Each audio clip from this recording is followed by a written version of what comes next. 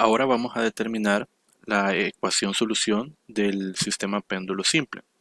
Hemos visto anteriormente que la ecuación diferencial quedaba de esta forma, ¿verdad? En términos de x. Vamos a reemplazar ahora las posiciones lineales por posiciones angulares, quedando la ecuación diferencial de esta forma. La estructura es muy parecida a la que observábamos en el modelo del sistema masa-resorte. Por lo tanto, esperamos que la ecuación solución tenga también la misma forma, con algunas magnitudes cambiadas. Podemos ocupar la ecuación solución del coseno o la ecuación solución de la función seno.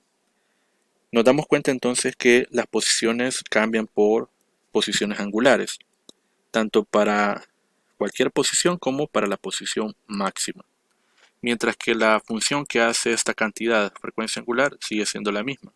La forma de calcularla es la que está cambiando. Ahora se determina como raíz de g sobre L. Y la constante de fase tiene la misma función que habíamos descrito en el modelo del sistema masa-resorte.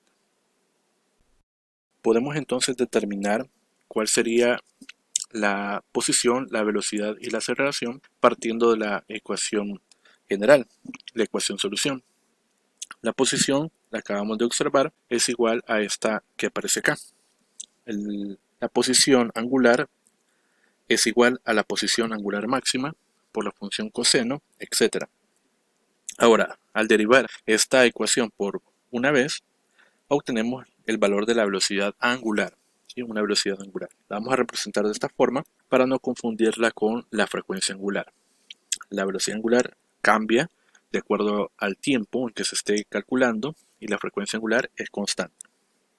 Derivamos esta ecuación por segunda vez y obtenemos entonces la aceleración angular, que tiene esta forma, que parece el símbolo para la aceleración angular.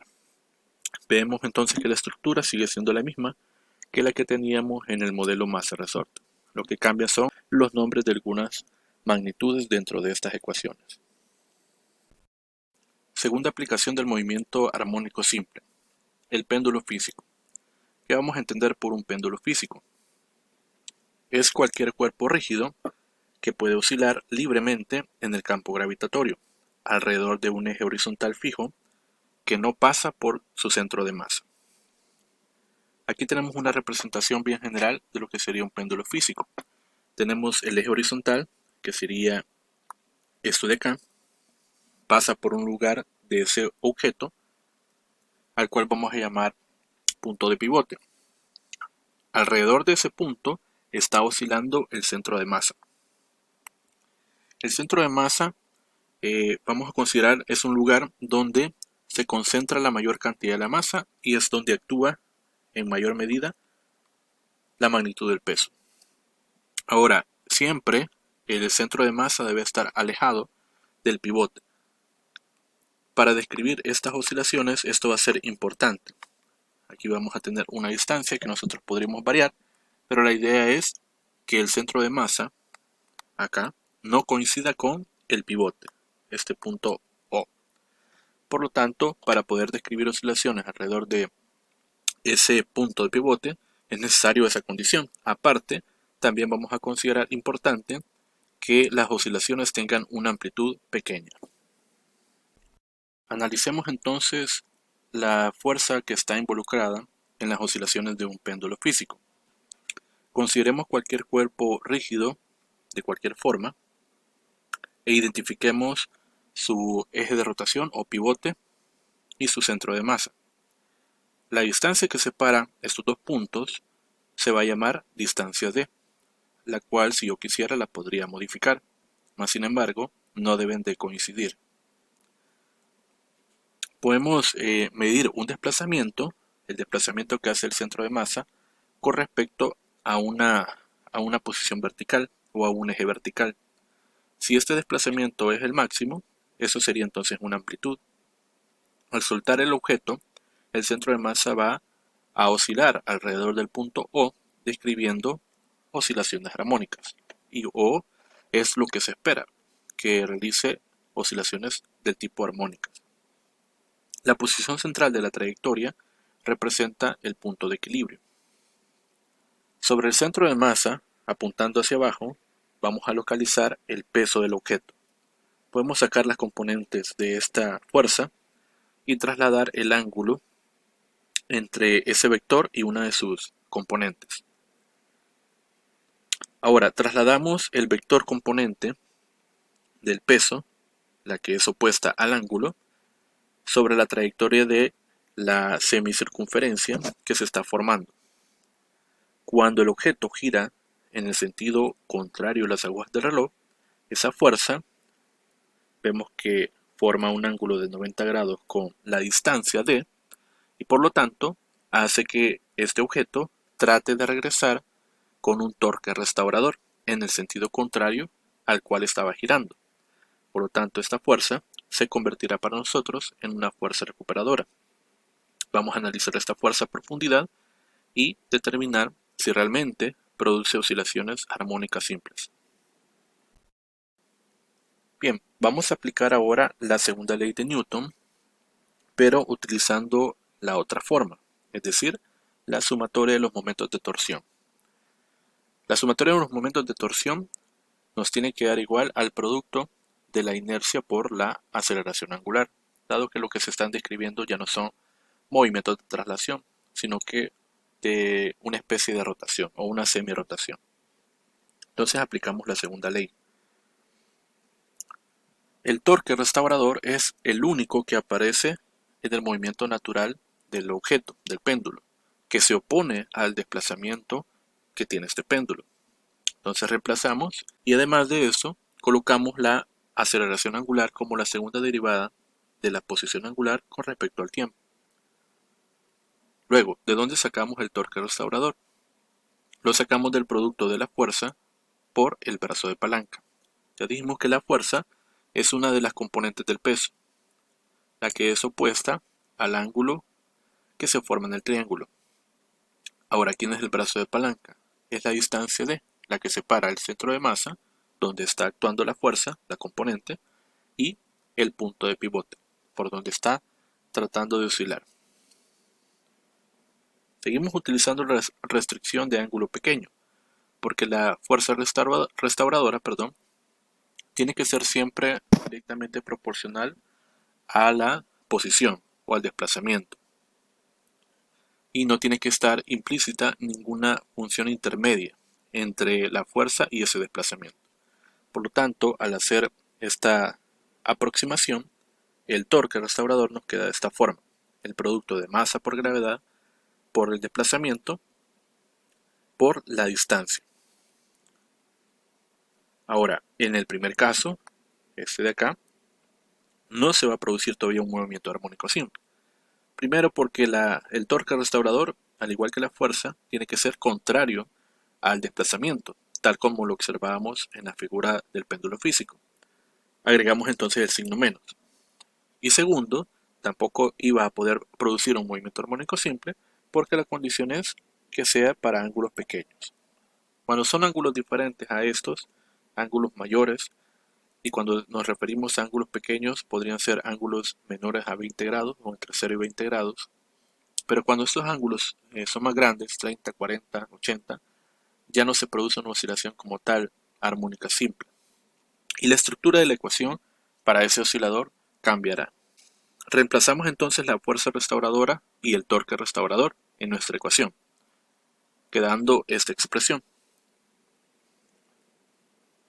Luego lo que hacemos es pasar a dividir la inercia y agrupar los términos constantes. Estos términos son la masa, la gravedad, la distancia d y el momento de inercia. Quedando entonces la derivada de esta forma. Pasamos los términos a un lado y todo lo igualamos a cero. La segunda derivada de la posición con respecto al tiempo más el término mgd entre i, que me estaría representando la frecuencia angular al cuadrado. Esto de acá sería omega cuadrado. Y el ángulo θ que me representa la posición. Esta es la ecuación diferencial del péndulo físico. Si comparamos la ecuación diferencial del péndulo físico, nos damos cuenta entonces que la estructura sigue siendo muy parecida a la del péndulo simple y también muy parecida a la del sistema masa-resorte. Entonces nos estamos dando cuenta que un oscilador armónico simple siempre aparecerá una ecuación diferencial de segundo orden, con la estructura de tener una segunda derivada que representa la aceleración, una constante y la posición. Todo esto igualado a cero. Esa es la estructura básica de la ecuación diferencial para un oscilador armónico simple. Ahora utilicemos el término MGD entre I e igualémoslo a la frecuencia angular al cuadrado.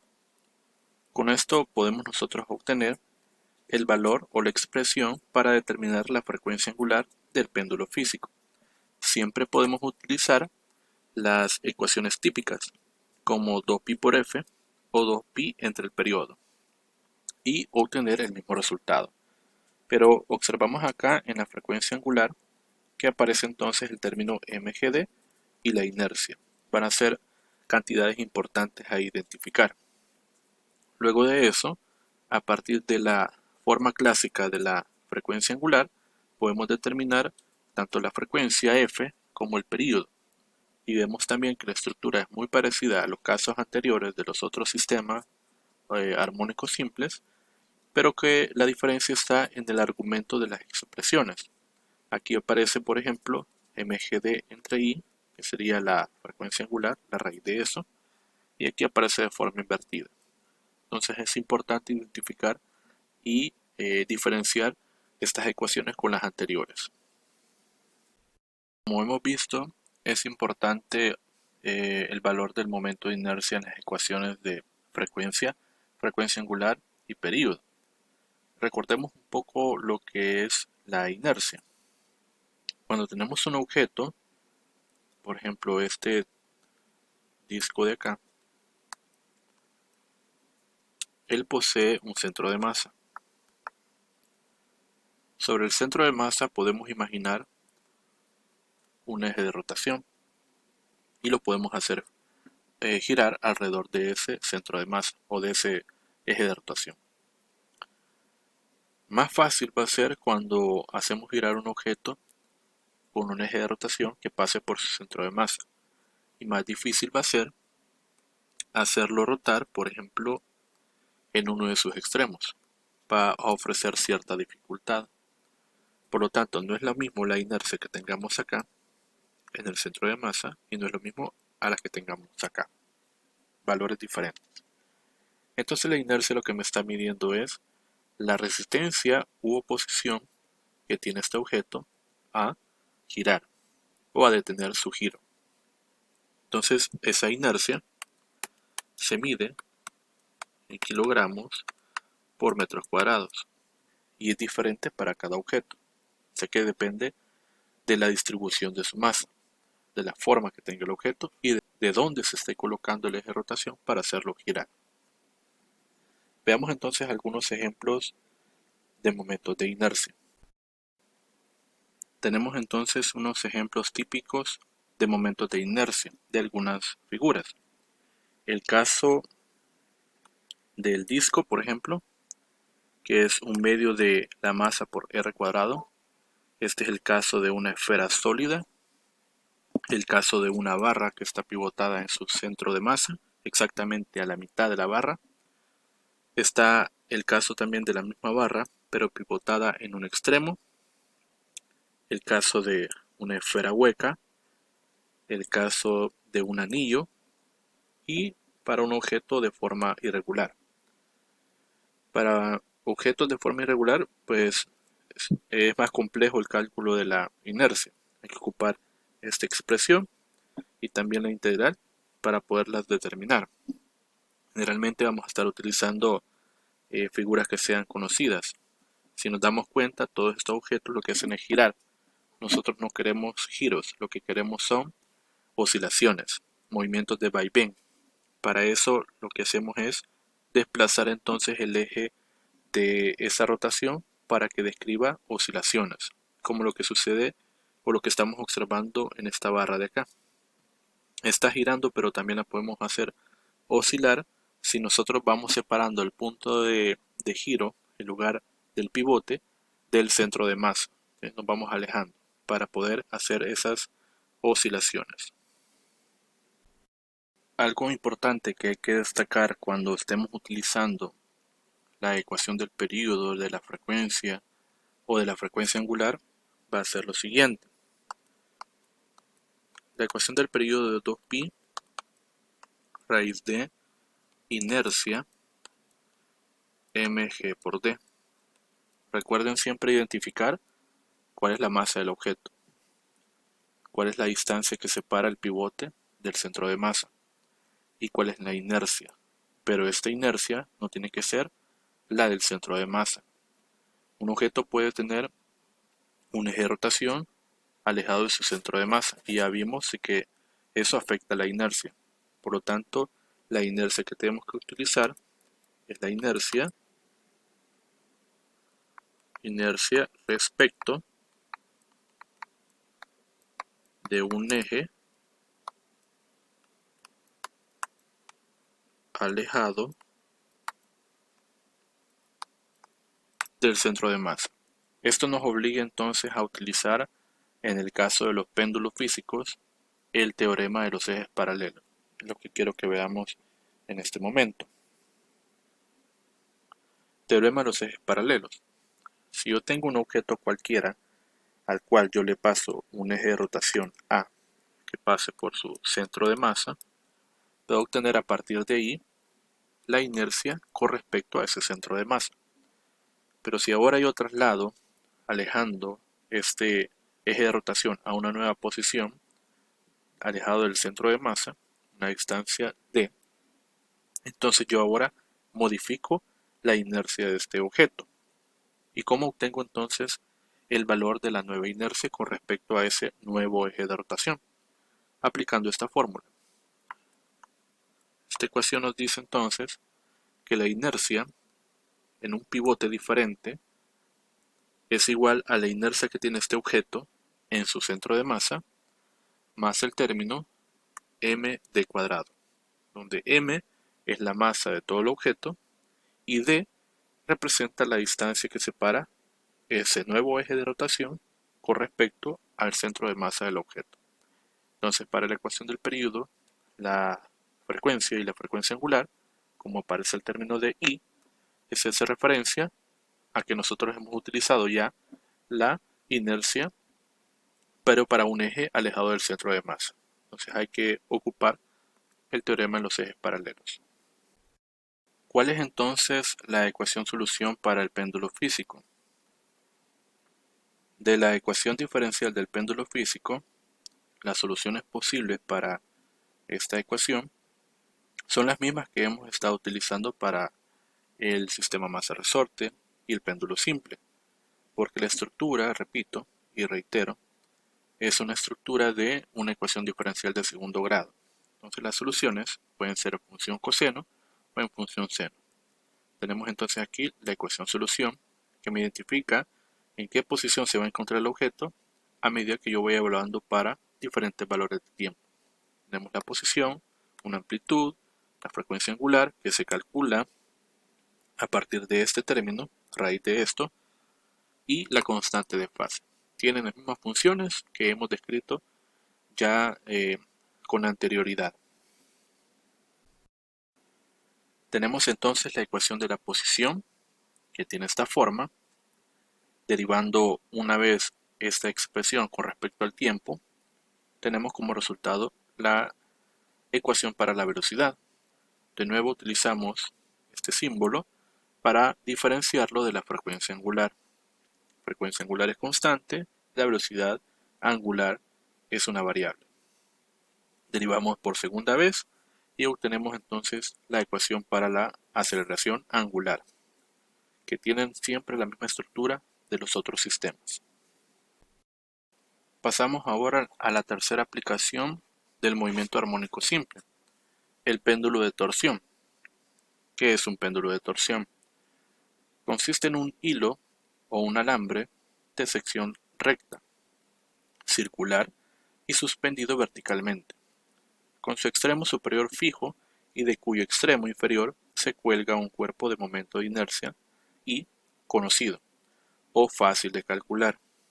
Tenemos acá el esquema de lo que sería un péndulo de torsión. En este ejemplo vemos un disco que puede oscilar de un lado a otro. Acá está la cuerda a la cual se hace referencia.